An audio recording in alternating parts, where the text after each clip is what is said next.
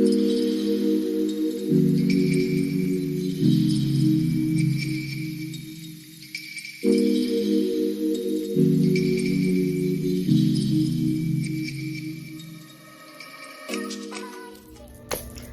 my name is Psychic Cat Moonchild. I'm a psychic, medium, Reiki master, and shaman in training. Today we were actually going to be talking about spirit guide communication and the way we receive messages from spirit guides. So this is actually technically a follow-up video. I will link the first original video down below, different kinds of spirits that they are, the different kind of spirit guides, and how to work with spirits. So this specific video, moving so quickly, this specific video is actually about connecting with spirit guides and how we do receive messages. So one of the first things we really want to know is the most familiar way people know how they connect with spirit guides is through clairaudience. And before we really kind of jump into the way we receive messages, most times most people have, it said 9. I've seen people with 1 or 2. I have seen people with over a dozen different guides. Guides are mainly used as healing, teaching, giving messages, guidance. They all do different things to help us work on different aspects of life. Oftentimes people are familiar with the master guide, which is kind of like the CEO of all of our guides, kind of director of traffic for all of our guides. We do have oftentimes runner guides that bring information to us. Our guides are familiar with our emotions, memories, thoughts, feelings. They are aware of our soul contracts and soul agreements, guide us through our life thick and thin, and are there to help aid us. But they cannot violate our free will. So we can go against what our spirit guides are communicating to us, and we can go against what our spirit guides are telling us to do. So these are two very important factors. To begin working with guides, we just often invite them in. There are people that choose not to work with guides. There are people I've met that psychically don't like to connect with them. This is a fundamental thing for me where I've worked with spirits all my life. Could not imagine not having my spirit guides. They have been such a fundamental part of my psychic practice, my spiritual practice, which I do separate those two things, my personal spirituality, and my personal life. They really do work with us in all aspects and in all realms. You can get in disagreements, and the biggest thing about guides is that they will always do things in love, even if they are very straightforward. Oftentimes I can actually tell personality of a person based on how their spirit guides interact with me. And I can also tell what someone needs based on the kind of guides they have around them and what they're teaching them and what they're showing the individual in their path. So spirit guides oftentimes are not people that we know in life. They usually are not our family members. Family members usually are relegated to ancestor or are relegated to spirit guardians, protectors, or guardian angels, but oftentimes are not, because the problem is that family members have a very hard time remaining objective, and spirit guides will go along the lines of our choices and free will, even if it's not in our best and highest good or in our best interest. If we choose to go down a path that is not good for us, they will support us in our path, in our work, and try to guide us back to what is in alignment with us, whereas a family member may try to block us or may try to deny us the freedom of choice, or we may actually be making choices that are in alignment with our best and highest good, and our family members in spirit may not interpret that as what will bring us true happiness or what is best for us or right for us, and may block that as well, with all well-intentioned, well-meaning, but not in alignment with what is really good for our soul, because sometimes lessons are hard or lessons hurt. So that's something that we want to understand about spirit guides. The spirit guides will work with us on our lessons and try to guide us through that lesson, even if it's a very difficult lesson where we're learning from natural consequences. They will aim to protect us, but they cannot protect us from ourselves if we're doing things that cause us harm. They will try to give us signs to move us away from things that cause us harm, but in the end, they will respect free will and choice above all. So actually going into messages, it is possible to work with spirit guides. Again, first and foremost, just asking them or inviting them in to be part of your experience, to give you messages that you are open to working with them, very similarly to angels, because again, free will. That's the first way we can start working with spirit guides. We can connect with our spirit guides. Again, most of the time people are familiar with clairaudience, which is messages that come through as thought. Clairaudience can manifest as hearing out loud. I do have a video specifically on the different kinds of psychic ability, so just kind of brush up. If you want to go back and watch that video, that's completely fine. I will be, again, linking the types of spirits that we work with down below. So that's something else that you can watch for educational purposes.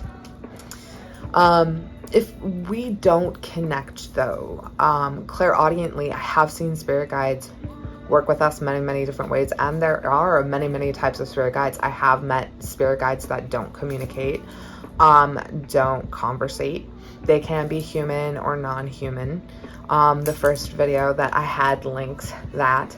I've had spirit guides that actually had some kind of disability, but that actually brought to my awareness like a stronger sense of understanding of people that did struggle with like neurotypical. That specific spirit guide was there to help aid me in things that I don't have a personal relationship with, don't struggle with, and don't have an understanding of, to help give me the perspective that I needed to work as a psychic with clients that do struggle with those things. So that was a very, very profound experience. He was a human spirit and a very, very beautiful a very, very beautiful guide. He has moved on.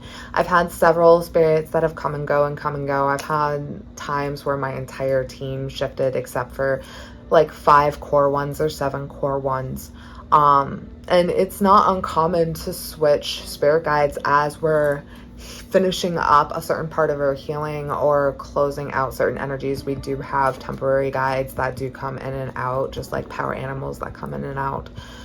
And we have those that are with us from birth to death. We do have a spirit guide that aids us in our transition into life and our transition onto the other side as we're passing over. That is called our gatekeeper guide.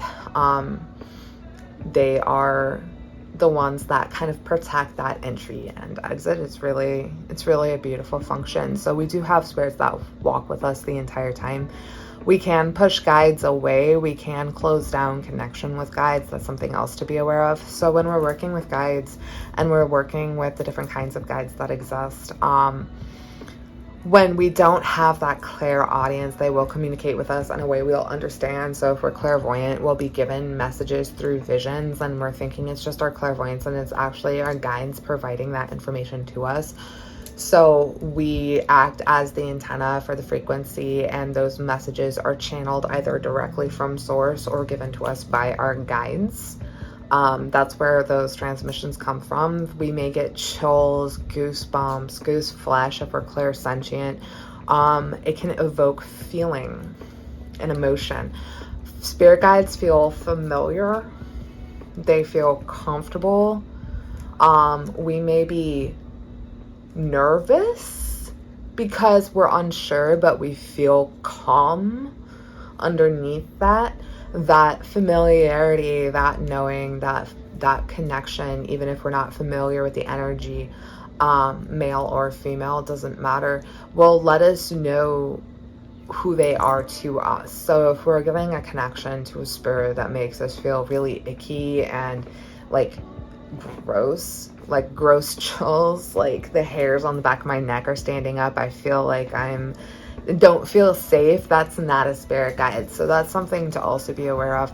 Spirit guides will always feel comfortable, and we shouldn't feel unsure. If we're feeling unsure because of our confidence that we are connecting, it's different than that like gut instinct emotional reaction where we know this energy is familiar with us. That's something else that we want to pay attention to. So we want to pay attention to all our senses. How does this interaction make me feel? What am I seeing? Is this something that's given to me in the best and highest good? We also can set intention when working with our spirit guides to give us messages for our best and highest good. Oftentimes we can also use pendulum for asking questions. When we ask our spirit guides questions with pendulum, we usually want to stick with yes and no questions. And when we are working with pendulum, we do ask that all messages we receive are for our best and highest good, with our spirit guides and unconditional love and trust. And we will get messages through pendulum that way. That's another way that we can also work with spirit guides. We can also ask spirit guides to visit our dreams. That's a very common way. A lot of people get messages or through automatic writing. So anytime we're looking to work with spirits or spirit guides in general, really, we're setting intention that we're specifically working with spirits, spirit guides, guardian angels, archangels, ancestors that are working with us in our best interest for our best and highest good. So that those are the only energies that have access to us energetically when they're bringing us messages.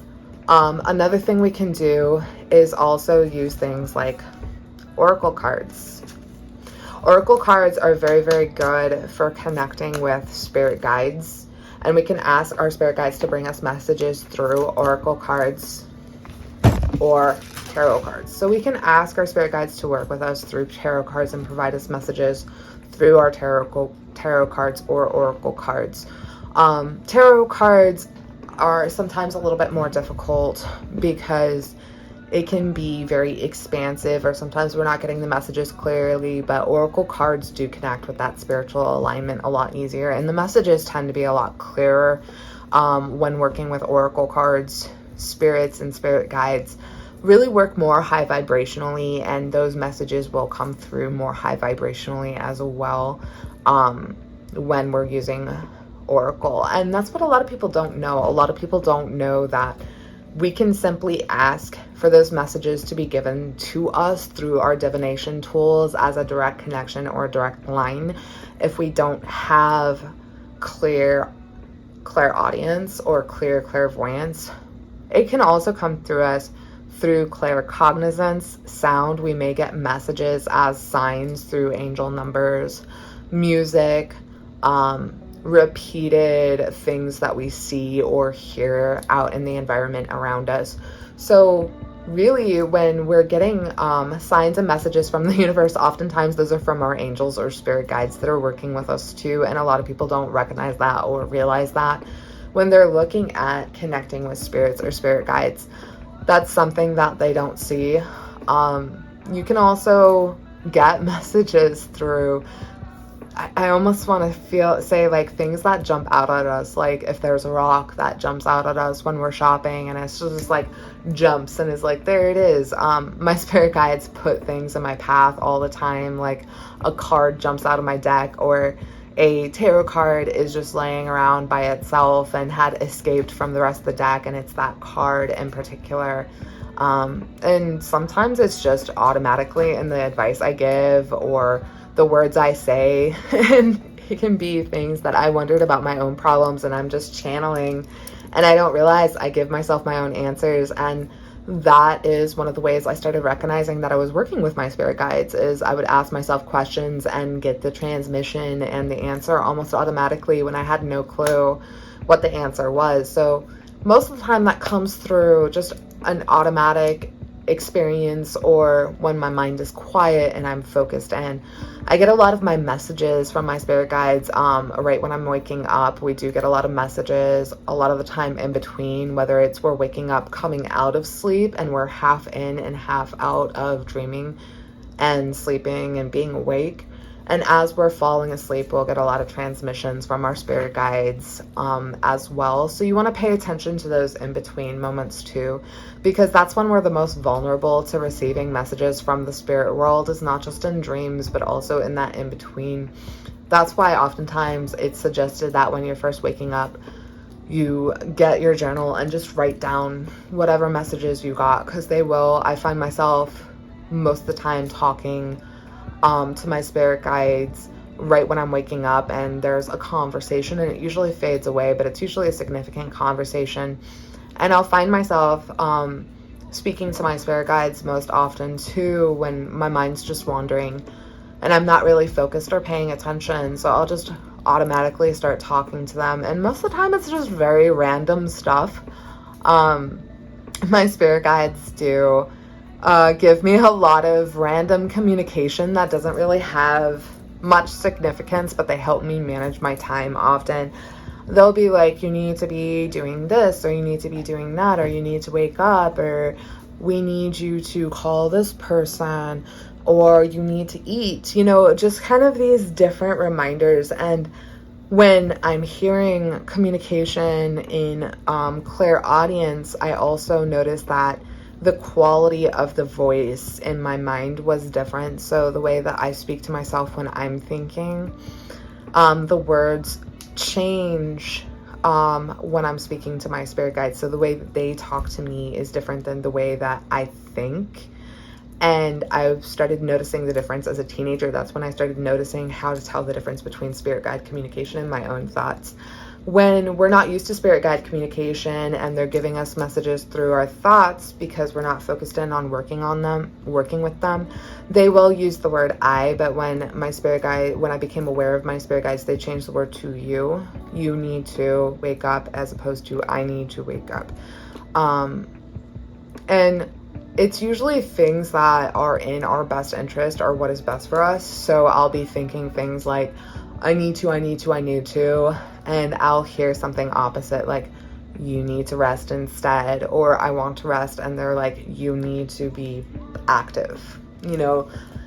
Oftentimes it's what is in alignment with what I need at that particular time for my energy. So spirit guides oftentimes are just caretakers. They help us with healing, emotional regulation, physical healing, physical well-being, and those little reminders oftentimes are some of the biggest parts of spirit guide work. Is you need to drink water.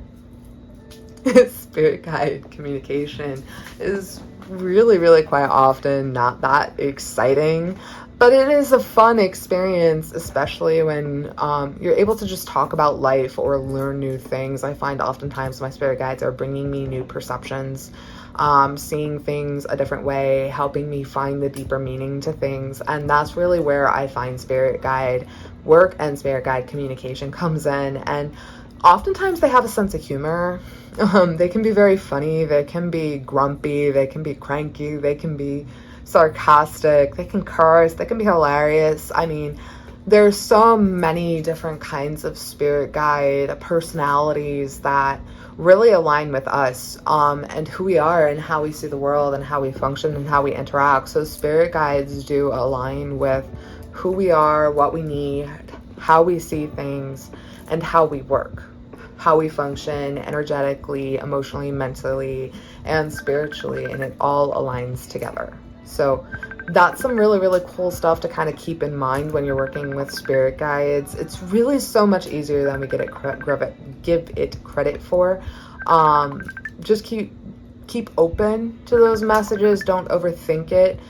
Working with pendulum and oracle is the easiest place to start, but besides that, what you can do is just pay attention to the way that you feel the daydreams, which are visions, the visions that you have, the insights that you're provided, because they're so rapid, so natural. And that's the biggest part of how we miss spirit guide communication the most often, is that it is working with the natural way we function. So if we're oftentimes a daydreamer, those messages will come through daydreams. If we are thinkers, they will come through thoughts. If We are feelers. It'll come through feeling, and some spirit guides don't actually talk at all, and they transmit information through symbols and sound frequency. So kind of keep that in mind. Not all spirit guides are created equal or the same, and sometimes we have spirit guides for things just like creativity, just to aid us in those things. So be open to all realms of possibility. Be open to the way that you feel. Pay attention to your sensations and pay attention to the way that your mind works, because that's going to be really where a lot of those transmissions are coming in.